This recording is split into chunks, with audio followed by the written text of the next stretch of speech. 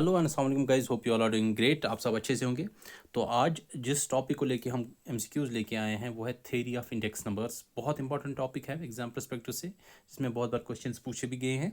लेकिन new pattern में से कैसे क्वेश्चंस पूछे जा सकते हैं उस पर हम आज थोड़ा सा जो है ट्राई करेंगे, कुछ प्रैक्टिस करेंगे कुछ क्वेश्चंस की। इसमें आप देख लीजिए कि आपका इसमें जो है कैसा रह रहा है आज का एमसीक्यू सेशन। ठीक है, चलिए स्टार्ट करते हैं। पहला क्वेश्चन है हमारे पास, question number 1। Identify the incorrect statements about the index numbers. Index numbers की जो डेफिनेशन है मैंने आपको अच्छी तरह से बताया, उसके फीचर्स वगैरह ऑलरेडी आपको पढ़ाए हुए हैं। तो इसके रिलेटेड आपको बताना है कि कौन कौन से स्टेटमेंट्स जो है वो इनकरेक्ट हैं इनमें से। Statement 1, index numbers measure relative change in variable over time and space. दूसरा, index number give approximate values. तीसरा, index measures the absolute change of prices और quantities. And the fourth statement is index numbers are free from all types of bias. तो आपके पास चार options दिए गए हैं, आपने बताने हैं कि कौन कौन से स्टेटमेंट्स इसमें से इनकरेक्ट है। ठीक है, आई होप आप लोगों के लिए ये क्वेश्चन अच्छे से किया होगा। लेकिन फिर भी जिनको डाउट है हम इसको सॉल्व भी करेंगे, एक एक करके सारे स्टेटमेंट्स को देखेंगे, ऑपरेट करेंगे एक एक स्टेटमेंट को। पहला स्टेटमेंट है index numbers measure the relative change in variable और टाइम एंड स्पेस। एग्जैक्टली यही तो है इंडेक्स नंबर, जहाँ पे हम रिलेटिव चेंज इसको देखते हैं विथ पैसेज ऑफ टाइम, कितनी चेंज आई हैं, या अगर हम जियोग्राफिक लोकेशंस को चेंज करके देखते हैं तो वहाँ पे कितनी चेंज आई हैं प्राइसेस में या क्वांटिटीज़ में या वैल्यू में। वो सारी चीज़ों को जब हम मेजर करते हैं उसी रिलेटिव चेंज को हम कहते हैं इंडेक्स नंबर्स। तो यही है आपके पास पहला स्टेटमेंट, बिल्कुल सही है। दूसरा, index numbers gives approximate values. बिल्कुल हमारे पास अलग अलग तरह के इंडेक्स नंबर्स हैं, जिसमें हमारे पास है सिंपल इंडेक्स नंबर्स, दूसरा हमारे पास है वेटेड इंडेक्स नंबर्स। तो दोनों में हमारे पास जो कैलकुलेशंस करके रिजल्ट्स आते हैं वो अप्रॉक्सीमेट होते हैं, वो मैंने आपको ऑलरेडी फीचर्स में बताया हुआ है। तो ये भी आपके पास सही स्टेटमेंट है, यहाँ पे एग्जैक्ट वैल्यूज़ आपको नहीं मिलते हैं। अगर आप अलग अलग मेथड्स को इस्तेमाल करेंगे, अलग अलग टूल्स को इस्तेमाल करेंगे, आपके पास अलग अलग वैल्यूज आ जाएंगे। Third statement, index number measures the absolute change of prices and quantities. बिल्कुल नहीं, गलत बात है, क्योंकि मैंने आपको पहले ही बताया इंडेक्स नंबर मेजर क्या करता है, रिलेटिव चेंज, ना कि एब्सोल्यूट चेंज। तो रिलेटिव चेंज को मेजर करता है इंडेक्स नंबर्स, ना कि एब्सोल्यूट चेंज। तो ये थर्ड स्टेटमेंट आपका गलत ठहरा। Fourth statement is index numbers are free from all types of bias. तो इंडेक्स नंबर्स जो है ये फ्री होते हैं हर तरह के बायस से। नहीं, बिल्कुल नहीं, क्योंकि अगर बेस ईयर में हमारे पास बायस होगा तो पूरे इंडेक्स नंबर, हम कोई भी इंडेक्स नंबर इस्तेमाल करेंगे तो उसमें हमारे पास थ्रोड बायस रहेगा। अगर हमारे पास हमने कोई ऐसा मेथड इस्तेमाल किया है जिसमें थोड़ा सा हमारे पास जो है रिज़ल्ट सही नहीं आ रहे हैं तो उसमें बायस हो सकते हैं। या हमारे पास हम जो बेस ईयर के क्वांटिटीज़ या प्राइसेस इस्तेमाल करते हैं, अगर उसमें बायस होगा तो आपके पूरे इंडेक्स नंबर्स में थ्रू आउट बायस रहेगा। तो ये फ्री फ्रॉम बायस नहीं रहता, ये भी बिल्कुल गलत स्टेटमेंट है। सो आपके पास दो स्टेटमेंट्स बिल्कुल इनकरेक्ट है, third statement and fourth statement. ज़रा देखिए कौन से ऑप्शन में है। हमारे पास ऑप्शन डी है, third statement and fourth statement only, these are incorrect. So आपका करेक्ट आंसर जो है इट इज़ ऑप्शन डी। चले चलते हैं क्वेश्चन नंबर 2 पे। Which of the following statements are correct about types of index numbers. हमने types of index numbers पढ़े, तो इसमें हमारे पास जो सिंपल इंडेक्स नंबर्स हैं उसमें हमारे पास कुछ टाइप्स हैं। आपने बताना है कि इनमें से कौन कौन से स्टेटमेंट्स इनमें इन जो दिए गए हैं वो करेक्ट हैं रिलेटेड टू इंडेक्स नंबर्स। पहला statement, price index numbers measures the change in the price levels. तो पहला आपके पास स्टेटमेंट है, ये मेजर करता है चेंज को, प्राइस चेंज को। दूसरा, quantity index numbers measures the change in physical volume, या आप कह सकते हैं चेंज इन क्वांटिटीज़। तो ये आपका क्वांटिटी इंडेक्स नंबर मेजर करता है। तीसरा, value index number reflects both price and quantity, price को भी देखता है और क्वांटिटी को भी देखता है। Fourth statement, all index numbers must include weights. तो सारे इंडेक्स नंबर्स में वेट्स जो है इंक्लूड होने चाहिए। आपने बताना है इनमें से कौन से स्टेटमेंट्स करेक्ट है। आपके पास चार ऑप्शंस दिए गए हैं, मैं थोड़ा स्क्रॉल करता हूँ, आपके पास ये पूरा क्वेश्चन जो है आपको दिख जाएगा, देख लीजिएगा। पहला स्टेटमेंट बिल्कुल सही है, प्राइस इंडेक्स नंबर्स हमारे पास जो है ये प्राइसेस हमारे यहाँ पे डिटरमाइन करता है प्राइस इंडेक्स नंबर। दूसरा, क्वांटिटी इंडेक्स नंबर जो है ये क्वांटिटीज़ हमें बताता है, चेंज इन जो है क्वांटिटीज़ कितनी हुई बेस ईयर और करंट ईयर के दरमियान। इसी तरह वैल्यू इंडेक्स नंबर हमें देता है बोथ प्राइसेस एंड क्वांटिटीज़। और इसके बाद हमारे पास एक और स्टेटमेंट है, all index number must include weights. ये बिल्कुल गलत स्टेटमेंट है, क्योंकि हमारे पास इंडेक्स नंबर्स ऐसे भी है जिनमें वेट्स को हम कंसिडर नहीं करते हैं, और ऐसे इंडेक्स नंबर्स को हम क्या कहते हैं, रिमेंबर द नेम, उनको हम कहते हैं सिंपल इंडेक्स नंबर्स। याद है, ठीक है। उनको हम कहते हैं सिंपल इंडेक्स नंबर्स, या वेट अनवेटेड इंडेक्स नंबर्स भी उनको हम कहते हैं। तो आपका जो fourth statement is incorrect, all other statements are correct, तो आपका ऑप्शन ए करेक्ट ऑप्शन हुआ।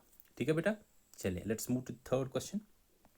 आई होप आप लोगों को मज़ा आ रहा होगा, क्योंकि ये सारी चीज़ें हमने ऑलरेडी पढ़ी हुई है, और जो आपको इंक्लूड करने की ज़रूरत है जो चीज़ें, वो मैंने ऑलरेडी आगे जब आप देखेंगे तो बाकी एमसीक्यूज़ में मैंने वो सारी चीज़ें इंक्लूड करने की कोशिश की है।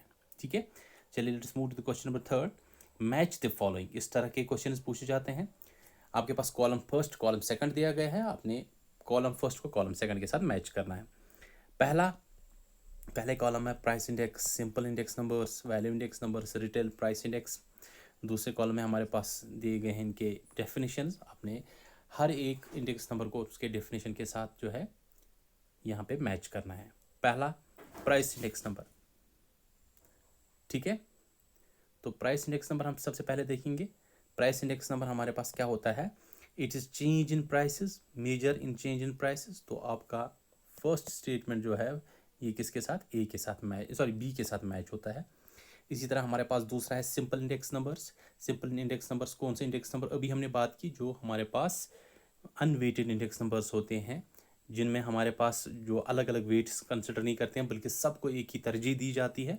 Each item has got the same weight, उनको हम कहते हैं सिंपल इंडेक्स नंबर्स। तो आपका जो सेकंड जो आपके पास ये इंडेक्स नंबर है, ये मैच होता है हमारे सी के साथ।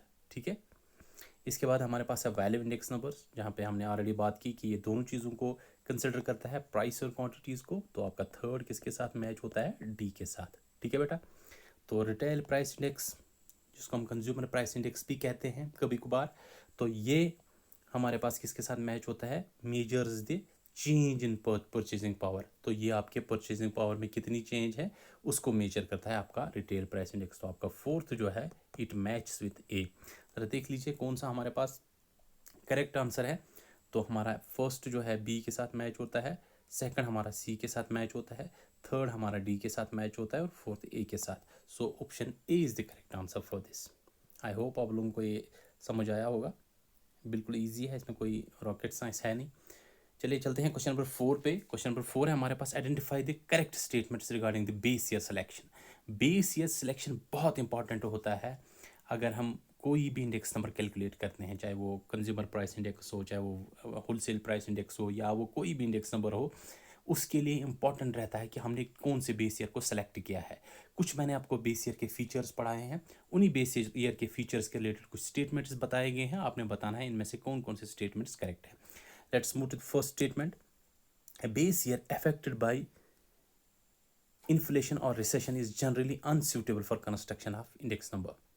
दूसरा, base year should not be too far from the current year. तीसरा statement, changing base year affects comparability. Fourth, base year must remain fixed. आपके पास 4 स्टेटमेंट्स दिए गए हैं, आपने बताना है इनमें से कौन कौन से स्टेटमेंट जो है वो करेक्ट है।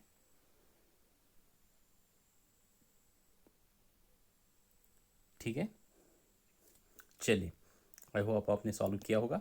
Let's move to first statement, base year affected by inflation and recession is generally unsuitable. मैंने आपको कहा है कि जो आपका बेस ईयर है it should be calamity free, ना इसमें ज़्यादा इन्फ्लेशन होना चाहिए, ना रिसेशन ज़्यादा होना चाहिए, ना कोई नेचुरल डिजास्टर इस ईयर में होना चाहिए। ठीक है, ना कोई कोल्ड या कोई और अनहोनी होनी चाहिए, इससे फ्री आपका बेस ईयर होना चाहिए। तो ये बिल्कुल सही बात है, पहला स्टेटमेंट करेक्ट है। दूसरा, base year should not be too far from the current year. अगर बेस ईयर और करंट ईयर के दरमियान बहुत ज़्यादा गैप होगा तो जाहिर सी बात है हम जो चीज़ें जो हासिल करना चाहते हैं, जो हमारे पास स्टेटिस्टिक्स आने चाहिए, वो करेक्ट नहीं होंगे। ठीक है, क्योंकि इसमें बहुत ज़्यादा गैप भी नहीं होना चाहिए। बिल्कुल सही स्टेटमेंट है। Third statement, changing base year effects comparability. अगर हम बेस ईयर को चेंज करेंगे तो हम चीज़ों को जब कंपेयर कर रहे हैं तो उसमें भी जो है चेंज आ जाएगा। ठीक है, ये भी बिल्कुल सही स्टेटमेंट है। Base year must always remain fixed permanently. ये जो हमारे पास बेस ईयर है ये हमेशा के लिए परमानेंट और फिक्स्ड रहना चाहिए, ये बिल्कुल गलत स्टेटमेंट है।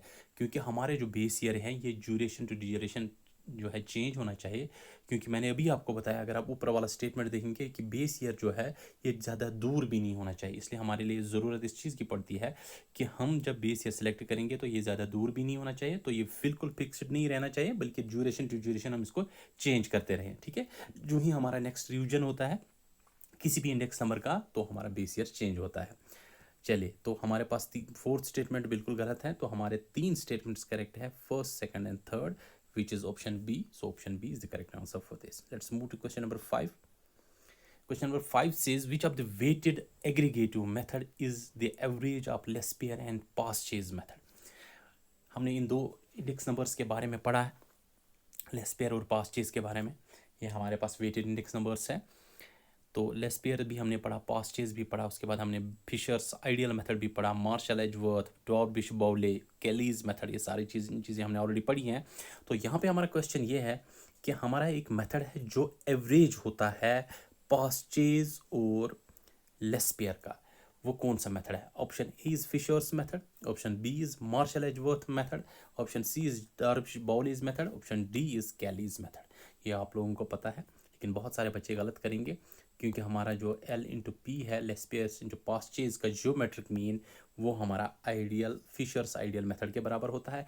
लेकिन यहाँ पे क्वेश्चन पूछा गया है बेटा, average of Laspeyres and Paasche, it is L plus P divided by 2, ये होता है एवरेज आपका। तो ये किसके बराबर होता है? It's equal to Dorbish's Bowley method. So correct answer for this is C part, sorry option C, which is Dorbish Bowley's method. Let's move to the question number 6। Question number 6 है हमारे पास, एक न्यूमेरिकल है। If the current year price आपके पास दिया गया है, बेस ईयर प्राइस दिया गया है, और ये भी बताया जा रहा है कि जो आपकी क्वांटिटी है ये 10 है, ये दोनों साल यानी कि आपका करंट ईयर और बेस ईयर दोनों के लिए सेम है, तो आपने इसका वैल्यू इंडेक्स निकालना है। ठीक है, तो वैल्यू इंडेक्स निकालने के लिए आपको फॉर्मूला याद होगी, आई होप आप लोग अब इसको सॉल्व करेंगे। तब तक मैं आपको ऑप्शंस बताता हूँ। Option A is 100, option B is 110, option C is 120 and option D is 130। ठीक है, तो आप लोगों को पता है कि हमारे पास वैल्यू इंडेक्स नंबर किसके बराबर होता है बेटा? इट इज़ समेशन ऑफ, ठीक है, P1 into Q1 divided by summation of P0 into Q0, ये होता है। ठीक है, ज़रा करिए इसको, और इसको मल्टीप्लाई करते हैं हम 100 से। ज़रा इसको सॉल्व कर लीजिएगा। समेशन ऑफ, तो P1 आपका क्या है? आपका P1 है, इट्स ऑलरेडी गिवन, हमारा जो करंट ईयर के प्राइसेस है इट इज़ 120, तो it's equal to 120 multiplied by Q1 आपका क्या है, ये बता रहा है यहाँ पे क्वांटिटीज़ हमारे बेस ईयर और हमारे करंट ईयर के सेम है, तो मल्टीप्लाइड बाई 10 डिवाइडेड बाई हमारे पास P0 यानी कि बेस ईयर के प्राइसेस क्या हैं, वो भी आपके पास 100 दिए गए हैं, इट्स 100 मल्टीप्लाइड बाई, और क्वांटिटीज़ सेम बता रहा है यहाँ पे बेस ईयर और करंट ईयर के, तो इसको भी मल्टीप्लाई 10 होगा, ओवरऑल 100 से मल्टीप्लाई होगा।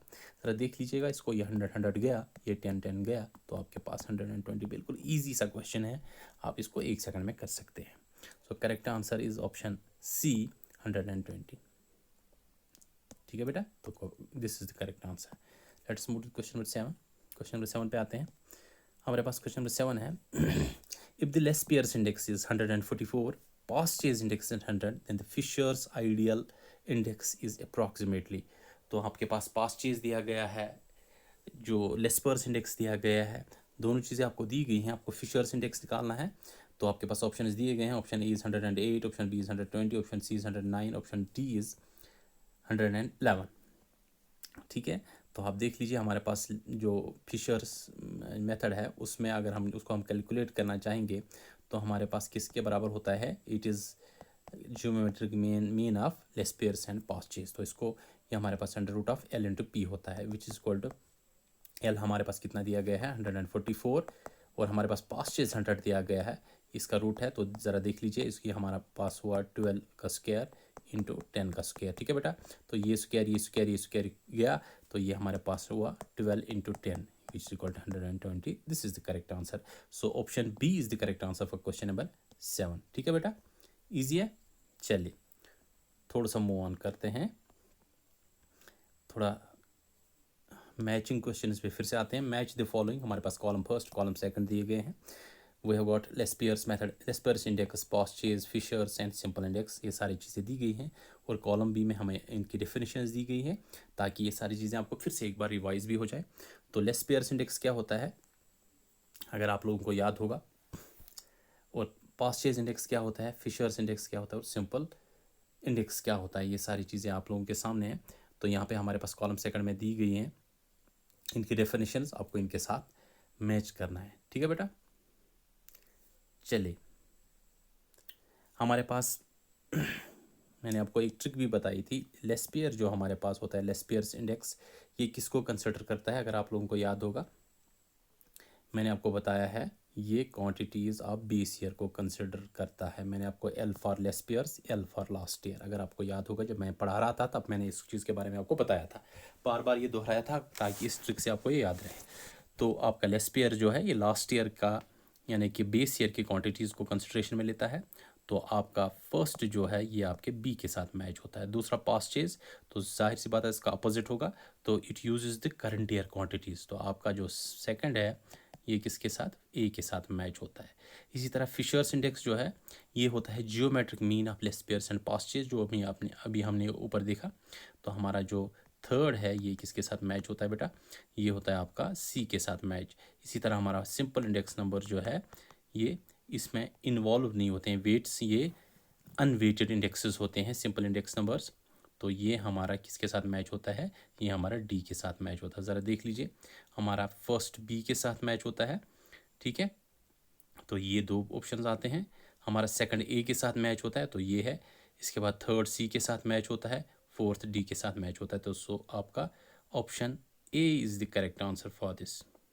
Give me a second please. तो आपका जो ऑप्शन ए है, सॉरी ऑप्शन ए है, this is the correct answer for the question number 8। ठीक है बेटा, चलिए let's move to question number 9।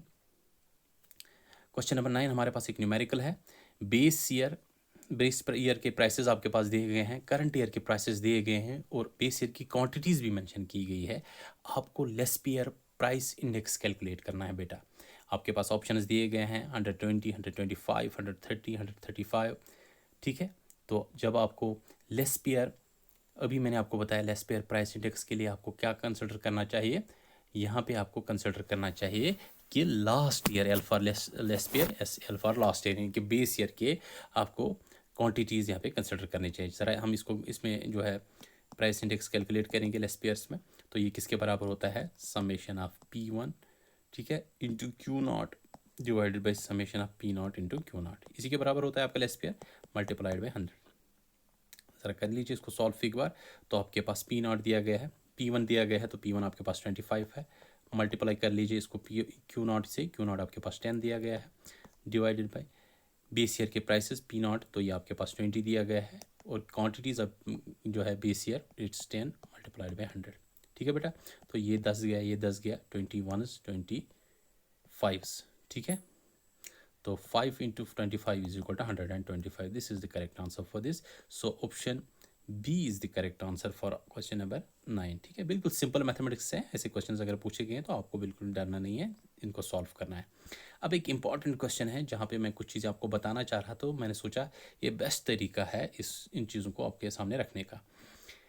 Identify the incorrect statements regarding wholesale price index. ठीक है बेटा, तो यहाँ पे हमारे पास कुछ स्टेटमेंट्स दिए गए हैं, आपने बताने हैं इनमें से कौन कौन से स्टेटमेंट जो है इनकरेक्ट है। पहला, लेकिन किसके related, wholesale price index के रिलेटेड। पहला हमारे पास स्टेटमेंट है, seventh revision included 697 elements, sorry items, while as eighth revision जो हो रहा है इंक्लूड्स 957 आइटम्स। ठीक है, तो इसमें हमारे पास 957 आइटम्स हैं, लेकिन हमारे पास सेवन्थ रिवीजन जो मैं आपको ऑलरेडी बताया था, तो इसमें हमारे पास टोटल आइटम्स कितने थे, 697। दूसरा statement, base year for eighth sorry revision लिखना है इसको, ठीक है, रिवीजन, इसको करेक्ट कर लीजिएगा प्लीज़, टाइपिंग एरर है। तो बेस ईयर आपका एट्थ रिवीजन जो हो रहा है उसका बेस ईयर क्या है, 2022-23। इसी तरह थर्ड स्टेटमेंट हमारे पास है, chairperson for the eighth revision is doctor Sumitra Chaudhary. Fourth statement is it is published by ministry of statistics and programme implementation. आपने बताना है इन चार स्टेटमेंट्स में कौन कौन से स्टेटमेंट्स करेक्ट है। ठीक है बेटा, चलिए पहला स्टेटमेंट, सेवन्थ रिवीजन जो है इसमें 697 जो है आइटम्स इंक्लूड किए गए थे, जो मैंने आपको ऑलरेडी बताया। और हमारा जो 8th रिवीजन होने जा रहा है इसमें हमारे पास 900 जो है 957 आइटम्स टोटल इंक्लूड किए गए। इनको याद रखिएगा, ठीक है। ये बिल्कुल करेक्ट स्टेटमेंट है। अगर आपसे पूछा जाए 8th रिवीजन में कितने आइटम्स इंक्लूड किए गए हैं, 957। और सेकंड स्टेटमेंट है हमारे पास base year for the 8th revision is 2022-23। तो आपके पास 22-23 जो है 8th रिवीजन के लिए बेस ईयर है, ये भी आपका करेक्ट स्टेटमेंट है, ठीक है।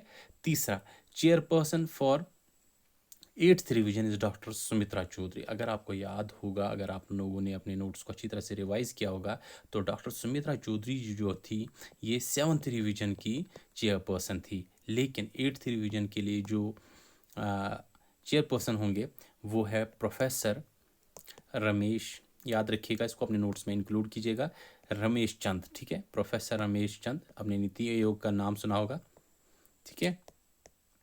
नीति आयोग जो है वहाँ के ये मेंबर हैं और यही हैं 8th रिवीजन के चेयरपर्सन प्रोफेसर रमेश चंद। इसको याद रखिएगा, अपने नोट्स में इंक्लूड कीजिएगा। सो आपका जो थर्ड स्टेटमेंट है ये आपका इनकरेक्ट है, पहले दो स्टेटमेंट्स करेक्ट थे।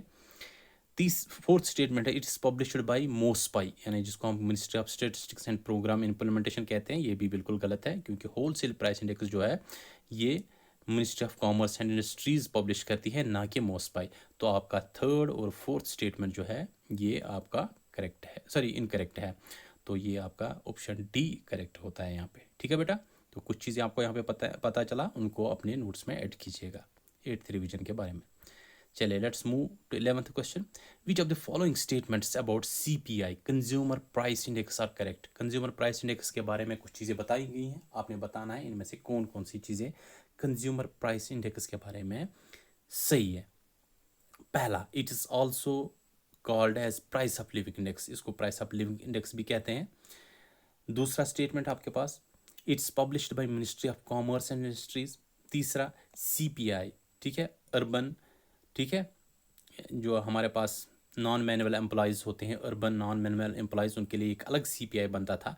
इट वाज डिसकंटिन्यूड, और कब डिसकंटिन्यू किया गया, 2011 में। Fourth statement, it's use to find purchasing power of the money, और इसको इस्तेमाल किया जाता है परचेजिंग पावर, जब हम देखते हैं कि मनी में कितना पावर है परचेज करने का, जिससे हम सैलरीज या वेजेस बढ़ाते हैं एम्प्लॉयज़ का, तो उसके लिए भी इसको इस्तेमाल किया जाता है।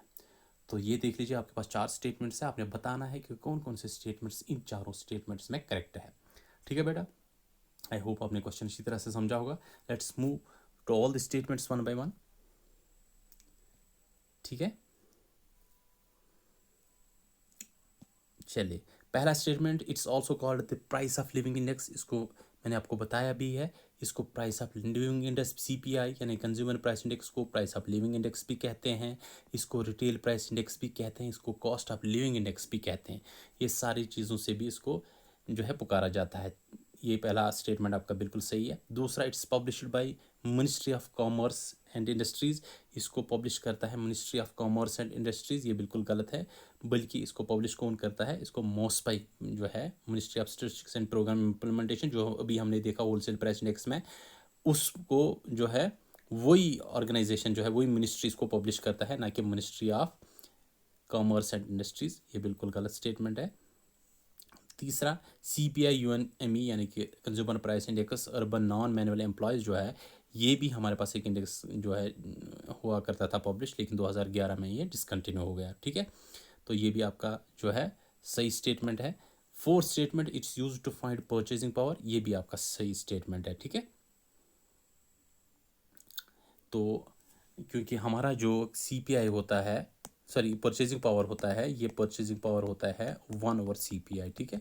इस तरह से हम इसको कैलकुलेट करते हैं। तो आपका पहला स्टेटमेंट तो सही है ही है, दूसरा स्टेटमेंट गलत है, थर्ड स्टेटमेंट सही है और फोर्थ स्टेटमेंट सही है। तो आपका फर्स्ट थर्ड और फोर्थ स्टेटमेंट करेक्ट है, it's option C. So option C is the correct answer for question number 11, ठीक है बेटा। इससे आपको बहुत सारी चीज़ें याद आई होंगी जो मैंने आपको लेक्चर में पढ़ाई थी। आते हैं क्वेश्चन नंबर 12 पे। Which of the following statements about CPI consumer price index are correct. फिर से सीपीआई के रिलेटेड कुछ चीज़ें हैं, कुछ स्टेटमेंट्स हैं, इनमें बताना है कि कौन कौन से करेक्ट है। पहला, simple aggregative index does not follow unit test. मैंने आपको टेस्ट पढ़ाए, एडुकेसी टेस्ट पढ़ाए थे, जिसमें हमने यूनिट टेस्ट पढ़ा, जिसमें हमने टाइम रिवर्सल टेस्ट पढ़ा, फैक्टर रिवर्सल टेस्ट पढ़ा, जिसमें हमने सर्कुलर टेस्ट पढ़ा। वो सारे टेस्ट हमने पढ़े थे। उसके रिलेटेड आपका जो है उन्हीं टेस्ट्स के रिलेटेड आपका यहाँ पे कुछ क्वेश्चंस हैं वो आपने देखने हैं। पहला, ये आपका कंज्यूमर प्राइस इंडेक्स के रिलेटेड नहीं है, आपने सिर्फ बताना है इनमें से कौन कौन से टेस्ट जो हैं वो करेक्ट हैं। पहला हमारे पास है, पहला statement, simple aggregative index does not follow unit test. जो आपका सिंपल एग्रीगेटिव मेथड है ये फॉलो नहीं करता है यूनिट टेस्ट को। दूसरा, only Laspeyres and Paasche method follow the time reversal test. तीसरा तीसरा हमारे पास है, factor reversal test is met by Fisher's ideal index only. Fourth state में हमारे पास है, circular test is also called the extension of factor reversal test. तो आपने बताना है इनमें से कौन कौन से स्टेटमेंट्स करेक्ट है। ठीक है बेटा, तो अच्छी तरह से क्वेश्चन को देख लीजिएगा। चले, पहला statement, simple aggregative index number does not follow the unit test. बिल्कुल सही है, क्योंकि हमारे पास जो भी इंडेक्स नंबर्स हैं, those all index numbers follow the simple unit test, but only one index number does not follow, it is simple aggregative index number. ये बिल्कुल सही करेक्ट स्टेटमेंट है आपका। दूसरा, only Laspeyres and Paasche method follow the time reversal test. आपका जो time reversal test है वो सिर्फ आपका लेस्पियर और पास्चे ही फॉलो करता है। ये बिल्कुल गलत स्टेटमेंट है, बल्कि लेस्पियर और जो है पास्चे जो है वो नहीं फॉलो करते हैं। ठीक है, वो फॉलो नहीं करते हैं आपका टाइम रिवर्सल टेस्ट। इसी के साथ साथ हमारा जो थर्ड स्टेटमेंट है, factor reversal test is made by Fisher's ideal index, ये भी आपका सही है। फोर्थ हमारे पास स्टेटमेंट है, circular test is called the extension of factor reversal test. ये भी आपका गलत स्टेटमेंट है, क्योंकि सर्कुलर टेस्ट जो है इसको कहते हैं एक्सटेंशन ऑफ फैक्टर रिवर्सल, नहीं बल्कि टाइम रिवर्सल टेस्ट। ठीक है बेटा, तो आपका फर्स्ट स्टेटमेंट और आपका थर्ड स्टेटमेंट जो है करेक्ट है, तो आपका सी ऑप्शन करेक्ट हो गए यहाँ पे। ठीक है, इसके साथ ही हमारे जो है ये 12 MCQs कंप्लीट हुए। आई होप आप लोगों को मज़ा आया होगा आज के MCQ सेशन में। यही से आप लोगों से इजाज़त लेता हूँ। अपना अच्छे से ख्याल रखिएगा। बाय, टेक केयर, अल्लाह हाफ़िज़।